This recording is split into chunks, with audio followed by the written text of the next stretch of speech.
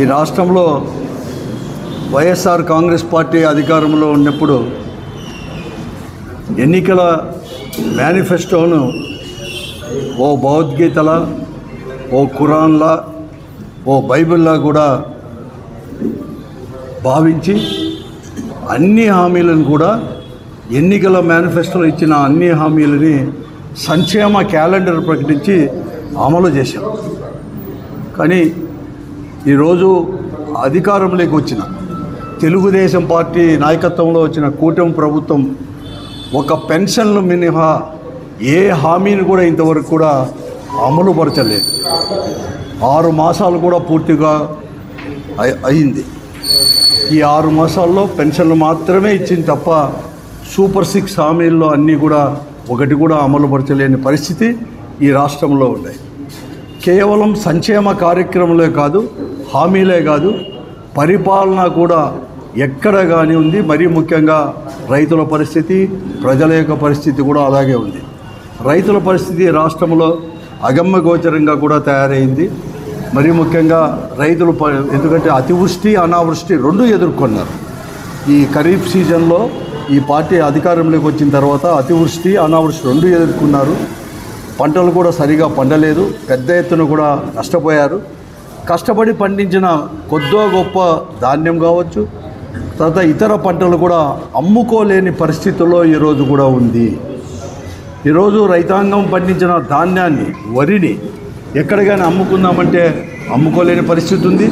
దళారులు, మిల్లర్లు అందరూ కూడా ఒకటైపోయి ఎవరు కొనలేని పరిస్థితి కూడా ఉంది.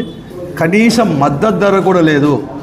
ధాన్యానికి, వరికి 2300, 2320 ప్రభుత్వము ఆర్భాటంగా ప్రకటించింది. అలాగే వేరుశనగకు, మొక్కజొన్నకు, పత్తికి, అన్ని పంటలకు కూడా మద్దతు ధర కూడా ప్రకటించింది.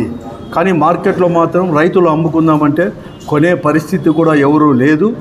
ఆ పరిస్థితుల్లో ఈ పరిస్థితులన్నీ కూడా మేము, ఎందుకంటే 2300, 320 వరికి ధర వచ్చేసి ఈరోజు మార్కెట్లో కేవలం ఒకప్పుడు 1900 పోయిన సంవత్సరం ఈ వేలకు 2700, 2800 ఉంటే క్వింటాలు ఉంటే ఇప్పుడు 1600, 1700 కూడా కొనలేని పరిస్థితుల్లో కూడా ఈరోజు కూడా ఉంది.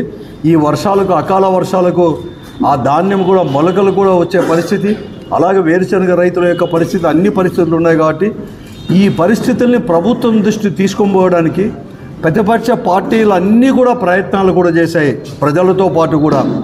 కానీ అవన్నీ కూడా ప్రభుత్వం అనేది కూడా పెడచెవున పెట్టేసి ఎవరైతే ప్రభుత్వం దృష్టికి తీసుకొని పోతున్నారని చెప్పేసి, ముఖ్యంగా వైఎస్ఆర్ కాంగ్రెస్ పార్టీ కార్యకర్తలపైన కానీ, నాయకులపైన కానీ వారిపైన తప్పుడు కేసులు పెట్టడము, లేకుంటే ఏదో కేసులో ఇరికించి వారి గొంతులు అనేది కూడా బయటికి రాకుండా చేయడం అనే ప్రయత్నంలో ఉంది తప్ప ఎక్కడ కానీ వీళ్ళు చెప్పేది వాస్తవాలను గ్రహించి చేయలేని పరిస్థితి కూడా ఉంది. ఉదాహరణకి ఈరోజు మేము ధాన్యం యొక్క పరిస్థితి, రైతుల యొక్క పరిస్థితి చెప్తే ఎక్కడ కానీ లేదు. అలాగే కరెంటు ఛార్జీలు కావచ్చు, లేకుంటే ఫీజు రియంబర్స్మెంట్ ద్వారా పిల్లలకు రావాల్సిన బకాయిలు, ఇవన్నీ కూడా ఏది కానీ ఏ పరిస్థితి చూసినా కూడా ఈరోజు కూడా లేదు. ఈరోజు మేము చెప్తుంటే మా పైన కూడా ఈరోజు అనేక తప్పుడు కేసులు పెడుతున్నారు, తర్వాత జైల్లో పెడుతున్నారు, అనేక రకాల కూడా ఈరోజు చేస్తున్నారు. అందుకోసం ఈ పరిస్థితుల్లో ఏదో రకంగా ప్రజల తరపున, ముఖ్యంగా రైతాంగం తరపున కూడా వైఎస్ఆర్ కాంగ్రెస్ పార్టీ అండగా నిలిచి, ఎందుకంటే ఈరోజు మేమంతా కూడా మనవి చేస్తుంటే ఈరోజు ప్రభుత్వానికి వారికి చెవికి ఎక్కలేదు కాబట్టి ఏదో రకంగా కూడా ప్రత్యక్షంగా కూడా రైతుల తరపున కూడా పోరాటం చేయాలని చెప్పేసి వైఎస్ఆర్ కాంగ్రెస్ పార్టీ అధ్యక్షులు జగన్మోహన్ రెడ్డి గారి నాయకత్వంలో వైఎస్ఆర్ కాంగ్రెస్ పార్టీ కార్యాచరణ కూడా ప్రకటించింది. కార్యాచరణ ప్రకటించిన మరుసటి రోజే జగన్మోహన్ రెడ్డి గారి కార్యాచరణ 13వ తేదీ నుంచి ఒక కార్యక్రమాన్ని రూపొందించి ప్రకటిస్తే, వైఎస్ఆర్ కాంగ్రెస్ పార్టీకి ప్రకటిస్తే మరుసటి రోజే ముఖ్యమంత్రి చంద్రబాబు నాయుడు గారు ప్రత్యేకంగా ఈరోజు రైతుల యొక్క సమస్యలు తీర్చడానికి ప్రత్యక్షంగా నేనే పూనుకుంటాను, నేనే రైతుల దగ్గరికి వస్తానని చెప్పానంటే ఎంత సీరియస్గా ఉందో కూడా అతని యొక్క మాటల వల్లనే కూడా అర్థమవుతుంది. వారి యొక్క వైఫల్యం కూడా వారికే అర్థమవుతూ ఉంది. మేము కార్యాచరణ ప్రకటించేంత వరకు కూడా దాని గురించి ఆలోచన చేయలేదు. అందుకోసమే నేను 13వ తేదీ అనంతపురం కలెక్టర్ గారికి ఈ రైతాంగ యొక్క సమస్యలపైన అన్ని సమస్యలపైన కూడా ఈరోజు ఒక వినతి పత్రాన్ని ఇచ్చేసి పోరాట బాట కూడా పట్టాలని చెప్పేసి పార్టీ నిర్ణయించింది. అందుకోసమే ఈ జిల్లాలో ఉండే ప్రతి ఒక్కరికి కూడా మరీ ముఖ్యంగా వైఎస్ఆర్ కాంగ్రెస్ పార్టీ కార్యకర్తలకు నాయకులకు 13వ తేదీ ఒక ర్యాలీగా అంటే అనంతపురం జిల్లా పరిషత్ హాల్లో ఉండే వైఎస్ రాజశేఖర రెడ్డి గారి విగ్రహం దగ్గర నుంచి ఒక ర్యాలీగా కలెక్టర్ ఆఫీసు వెళ్ళి కలెక్టర్కు వినతి పత్రం ఇవ్వాలని చెప్పేసి కూడా నిర్ణయించింది. కాబట్టి కార్యకర్తలు నాయకులు ముఖ్యంగా రైతాంగం అందరూ కూడా పెద్ద ఎత్తున కూడా ఉదయం 10 గంటలకు జిల్లా పరిషత్ దగ్గర ఉండే రాజశేఖర రెడ్డి విగ్రహం దగ్గరికి అందరూ కూడా రావాలని చెప్పేసి నేను ప్రత్యేకంగా కూడా మనవి చేస్తున్నాము. మనవి చేసి తప్పకుండా కూడా మనమందరూ కూడా పార్టీ వాళ్ళకు కూడా ప్రజలకు దిద్దాం. ప్రతిపక్షంలో ఉన్న అధికారంలో ఉన్న వైఎస్ఆర్ కాంగ్రెస్ పార్టీ ఎప్పుడు కూడా ప్రజల పక్షానే ఉంటుందని చెప్పేసి చేద్దామని చెప్పేసి నేను అందరినీ కూడా కోరుతాను. అధినేత జగన్మోహన్ రెడ్డి గారి ఆదేశాల మేరకు రాష్ట్ర వ్యాప్తంగా 13వ తేదీన రైతాంగ సమస్యల మీద ఒక భారీ ర్యాలీని నిర్వహించాలని తలపెట్టారు. ఈ పరంపరలోనే అనంతపురం జిల్లాలో కూడా రైతాంగ సమస్యలపైన మేము ఒక ర్యాలీని చేపట్టాం. ఈ ర్యాలీలో కూటమి భాగస్వామ్య పార్టీలు కాకుండా మిగిలిన పార్టీ వాళ్ళు కూడా పాల్గొనాలని మనసారా కోరుకుంటున్నాను. అలాగే రైతులకు సంబంధించిన సమస్యలు చెప్పడానికి గ్రామ స్థాయిలో మండల స్థాయిలో ఉన్న లీడర్లు ముఖ్యంగా రైతు నాయకులందరూ కూడా వచ్చి పాల్గొనాలని, అలాగే రైతుల పక్షాన ఏ ఇబ్బందులు అయితే పడుతూ ఉన్నారో ఆ సమస్యల్ని ప్రభుత్వం దృష్టికి తీసుకుపోవడానికి ప్రయత్నం చేయాలని కూడా కోరుతూ ఉన్నాను. ముఖ్యంగా ఇక్కడ పంటకు గిట్టుబాటు ధర రాక ఇబ్బందులు పడుతూ ఉన్నారు. మా ప్రభుత్వంలో ఏదైతే ఉందో రైతు భరోసా కేంద్రాలు అవన్నీ కూడా నిర్వీర్యం అయిపోయినాయి. అవి ఆదుకునే పరిస్థితి ఇప్పుడు కనపడట్లేదు. అవి మూలన పడి ఉన్నాయి. వాటికి తాళాలు వేసి తీసే పరిస్థితి కూడా ఈ ప్రభుత్వం చేయట్లేదు. ముఖ్యంగా గిట్టుబాటు ధర కల్పించడానికి పత్తికి సంబంధించి కొనుగోలు కేంద్రాలు ఇంకా పెద్ద ఎత్తున బాగా నడవని పరిస్థితి ఉంది తాడిపత్రి, గుత్తిలో.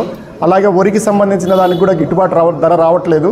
ముఖ్యంగా పండ్ల తోటలు మన ప్రాంతంలో చాలా ఎక్కువ, దాదాపు 60 మిలియన్ టన్నుల పండ్లు మనకి కూరగాయలు వస్తూ ఉన్నాయి.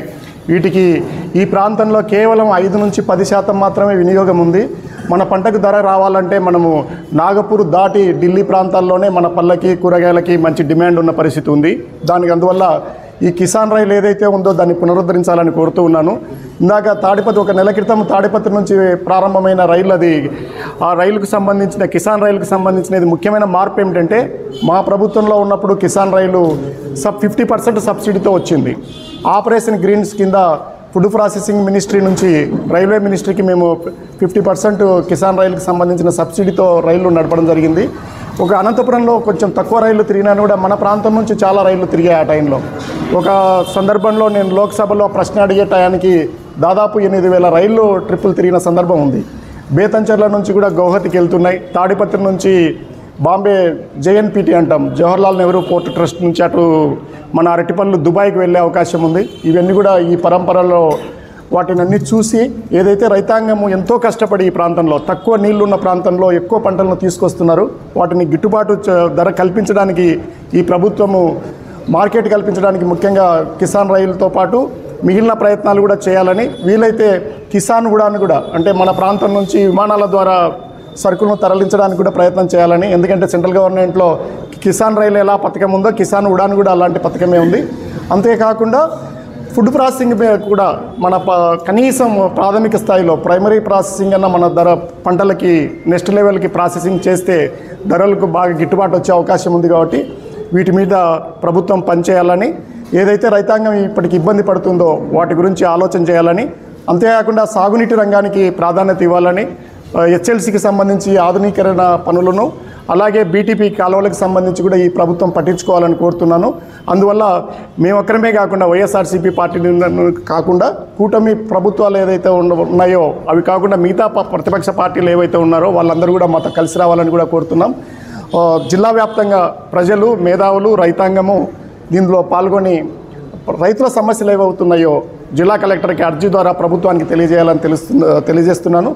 ఈ కార్యక్రమానికి విస్తృతంగా ప్రచారం కల్పించాలని మీడియా మిత్రులను కూడా కోరుతున్నాను. మొదటి కార్యక్రమం చేస్తున్నాము, మీరు పెద్ద ఎత్తున మంచి బోని ఇవ్వాలని కోరుతున్నాను.